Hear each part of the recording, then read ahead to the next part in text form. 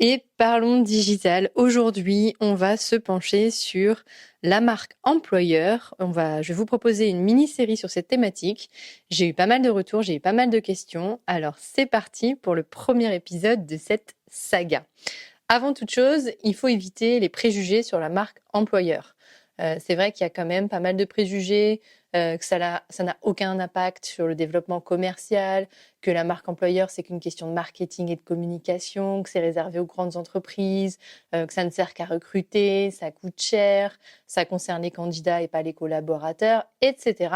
Je vous passe un petit peu tous ces préjugés, mais effectivement, il faut aller au-delà de tous ces préjugés et se rendre compte que la marque employeur, c'est un réel concept qui va servir aussi bien les personnes qui travaillent dans l'entreprise que pour recruter les nouvelles personnes. C'est aussi bien pour fidéliser des collaborateurs que pour justement recruter et donner envie à des personnes même de postuler spontanément dans cette entreprise. Et pour ça, il va falloir déjà cerner les enjeux d'une marque employeur forte. C'est vrai que si on reparle d'un point de vue candidat, aujourd'hui, de toute façon, c'est impossible d'être complètement passif sur les réseaux sociaux. On est dans une ère où il faut se faire voir, se faire entendre, et en tant que marque, il faut se faire connaître. Et quand des nouveaux candidats veulent postuler à votre entreprise, ils vont commencer à chercher sur Internet, sur les médias, sur Wikipédia, auprès de leurs pairs. Il y a quand même pas mal d'applications qui permettent d'avoir des informations, notamment des notations comme Glassdoor, ou bien tout simplement d'aller sur les réseaux sociaux comme LinkedIn, Twitter ou encore Facebook, ou même Instagram avec Balance ta Startup, où on peut trouver vraiment des choses intéressantes sur les entreprises, la vie de l'entreprise, et voir s'il y a bien une corrélation entre ce que raconte l'entreprise et la réalité du terrain. Et c'est un vrai paradigme pour les recruteurs, puisqu'on va changer un petit peu, on va changer le game en fait, on va chercher un petit peu à séduire les candidats, à avoir une communication, en tout cas on va le voir au fur et à mesure des épisodes, qui soit aussi bien une communication externe qu'une communication interne. L'idée, c'est pas de raconter des salades et une fois que vous arriviez dans l'entreprise, de se rendre compte que c'était juste de la communication. Il faut la vivre, cette marque employeur, il faut la créer, il faut la faire vivre en interne et c'est là où rentre en jeu justement tout l'intérêt d'une marque employeur. Et d'ailleurs, pour appuyer ces propos, je vais vous donner la définition de la marque employeur. Comme ça, on part tous sur les mêmes bases. La marque employeur, c'est une promesse d'emploi unique à destination des employés, salariés actuels, mais aussi potentiels, qui s'appuie sur les bénéfices fonctionnels, économiques et psychologiques associés à une organisation en tant qu'employeur et à l'offre ressources humaines qu'elle propose. La marque employeur permet donc de créer une identité et une image distinctive de l'organisation en tant qu'employeur. Et là, c'est hyper puissant. Vous avez pas mal de définitions qui existent. J'ai eu envie de vous partager celle-ci.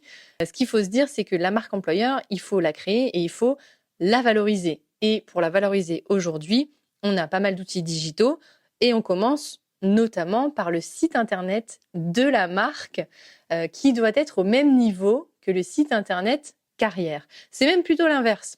Souvent, on arrive sur le site internet de la marque, il est canon, il est design, il est hyper moderne, et on arrive sur un site internet du site carrière où là, on retourne 10 ans en arrière en termes de technologie. Moi, ça m'est arrivé dans quelques entreprises et c'est vrai que ça renvoie pas une image du coup très moderne aux candidats. Donc déjà, juste ce premier niveau d'information, de le traiter de la même façon, avec autant de rigueur sur le site externe que sur le site interne. Le site Internet Carrière, c'est aussi un site sur lequel les employés vont pour postuler à une offre en interne ou pour demander une mobilité interne. Donc, il faut le soigner. Et ce qu'on doit retrouver sur ce site Internet Carrière notamment, c'est un discours sur les valeurs de l'entreprise. Il y a très peu d'entreprises qui le mettent sur leur site carrière. Des témoignages collaborateurs, Lidl le fait très très bien et c'est vrai que quand ils ont fait leur campagne de recrutement il y a quelques temps, on va sur leur site, on a des témoignages collaborateurs en plus des spots télé, on se projette facilement dans l'entreprise. Donc avoir des témoignages de collaborateurs, quelle que soit votre entreprise, c'est un point positif et ça permet d'humaniser la relation, d'avoir un côté sympathique et de se rendre compte de comment sont les employés finalement, comment ils vivent leur vie au travail dans votre entreprise. Des informations sur les politiques et les pratiques RH. Est-ce que quand je rentre dans l'entreprise, je vais avoir un plan d'évolution directement? Certaines entreprises le font, c'est très transparent. J'arrive à un poste, je sais que dans 5 ans, j'ai un programme pour évoluer à tel poste, j'ai un plan de formation qui m'accompagne, j'ai des points différents pendant ces 5 années qui m'accompagnent et je sais où je vais. Et ça, très peu d'entreprises le font, en tout cas à ma connaissance. Moi, de ce que j'ai pu vivre dans toutes les entreprises dans lesquelles j'ai travaillé, j'ai jamais connu ça. Donc voilà, avoir un plan de formation, savoir où on va quand on postule, savoir qu'on peut évoluer, parce que c'est important aussi de se dire, bah, je vais pas faire le même job toute ma vie, et savoir qu'on est accompagné par l'entreprise, c'est super important. On peut aussi trouver les descriptions des métiers de l'entreprise.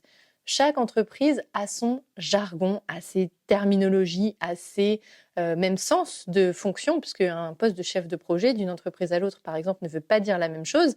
Et donc, c'est important pour se projeter dans la marque employeur, dans l'entreprise, bah, de savoir ce qu'il y a derrière chef de projet, qu'est-ce qu'il y a derrière encore d'autres postes, et puis d'avoir une palette aussi de visibilité sur les postes qu'il y a dans l'entreprise. Voilà pour le site carrière, donc des vidéos, ça marche pour les témoignages, mais ça peut être aussi le RH qui prend la parole, un directeur qui prend la parole pour partager les valeurs de l'entreprise.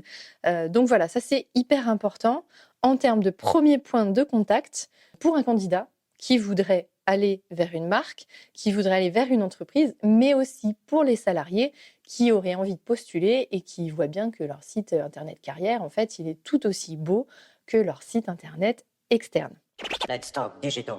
Petite anecdote à ce sujet, j'ai travaillé longtemps pour une entreprise dans l'automobile et c'est vrai que le site internet externe était magnifique avec un design incroyable, il était hyper moderne, rien à dire. Et quand on allait sur le site corporate, quand je vous parle de 10 ans en arrière, c'était peut-être même presque 20 ans, c'en était troublant tellement ça représentait pas les valeurs de l'entreprise.